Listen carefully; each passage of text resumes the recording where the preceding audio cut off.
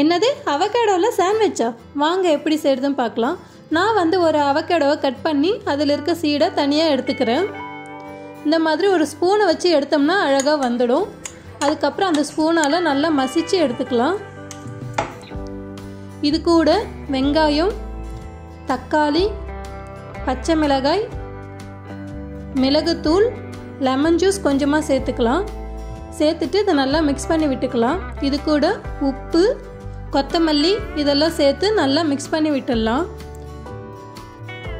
தோசைக்கல்ல பட்டரை நல்லா அப்ளை பண்ணிவிட்டு அதில் பிரெட் ஸ்லைஸை வச்சிடலாம். வச்சுட்டு இந்த மாதிரி நல்லா டோஸ்ட் பண்ணி எடுத்துக்கலாம்.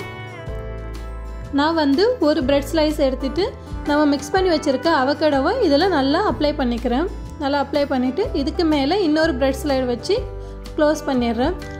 அவ்வளோதாங்க, அவகேடோ சாண்ட்விச் ரெடி. நீங்களும் ட்ரை பண்ணிவிட்டு கமெண்ட் பாக்ஸில் கமெண்ட் பண்ணுங்கள்.